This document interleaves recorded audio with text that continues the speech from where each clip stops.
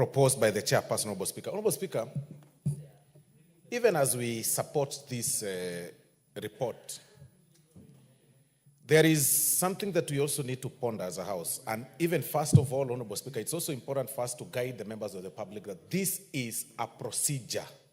There has been a misconception out there that members of parliament are sitting on the county funds, or rather they are fighting the county governments or devolution by not really being able to allocate funds to the counties, Honorable Speaker. That is misleading, and it's a misconception, Honorable Speaker. Because people should know that this is a report. I mean, this is a process where Article 113, Honorable Speaker, of the Constitution directs and guides us that where the bicameral parliament of the Senate and the National Assembly, Honorable Speaker, have divergent views in terms of allocation of these funds, then a mediation committee is formed to fit this purpose. So those people who've been moving around, Honorable Speaker, slandering and telling lies to the members of the public that the honorable members of parliament are fighting devolution are misleading the members of public. But even then, Honorable Speaker, we live in very interesting times. The county government seeking to have 400 billion is not a bad idea, because after all, Honorable Speaker, we passed this constitution that we have devolved units get a good amount of money to have the resources taken back to the villages or back to Mwananchi, back to the counties, Honorable Speaker. That is not a bad thing. But also, we also need to live in reality. We need to live in reality of time. We need to live and be practical of what happens, what is happening in the country. We all live in this country and know the status of our economy. Know very well that upon what happened in June, Honorable Speaker, when we passed the finance bill here, then it clearly means that we couldn't meet our revenue target, Honorable Speaker, and it couldn't be practically possible to allocate the counties all the funds that they wanted, Honorable Speaker. So this committee has really tried and overstretched themselves to even raise it to such an amount at 24% to raise it at 387 billion, Honorable Speaker. But even then, we then need to ponder ourselves and sit and ask ourselves these very pertinent questions, Honorable Speaker. Where does this money go to? It is going to the counties. It is not the first time these funds are going to the counties. Every county has received funds, all since 2013, Honorable Speaker, to date. But where does this money go to, Honorable Speaker? Where does it go to?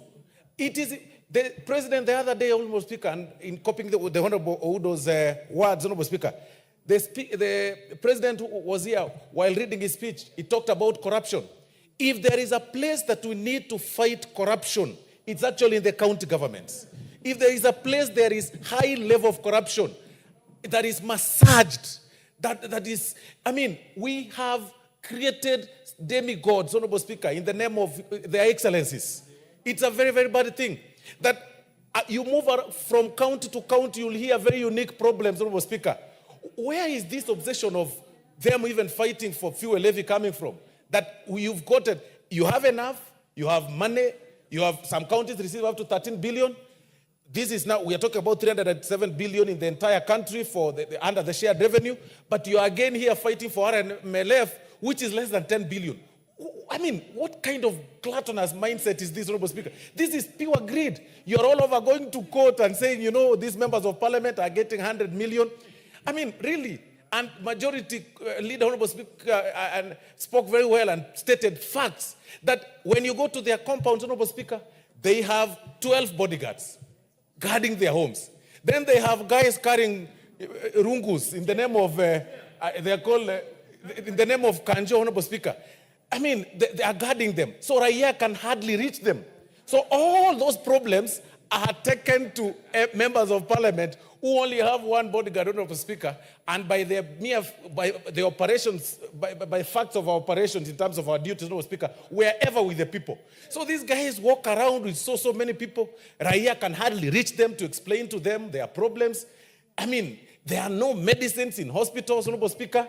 They are now sabotaging every health system. They cannot build classrooms, Honorable Speaker.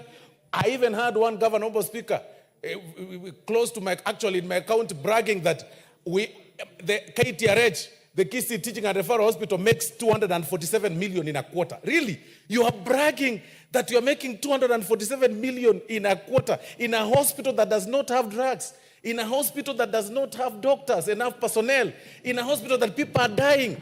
I mean, really? Why are people attracting cases, Honorable Speaker? I mean, let's ask ourselves this question, Honorable Speaker. Why would one person need 20 vehicles following him, to a function, to a burial function that does not belong to him, does not belong to his relative? 20 vehicles. One carrying a chair, another one carrying a carpet, another one carrying goons, another one carrying a girlfriend, another one carrying water, another one carrying a toilet, Honorable Speaker. How this toilet, is there a toilet special? Honorable Speaker, this is very painful. Kenyans are suffering. Kenyans are suffering under this devolution. The intention of devolution, Honorable Speaker, was to help. The intention of devolution, Honorable Speaker, was to help and devolve functions back to the villages. But today, professionals or professions are being killed.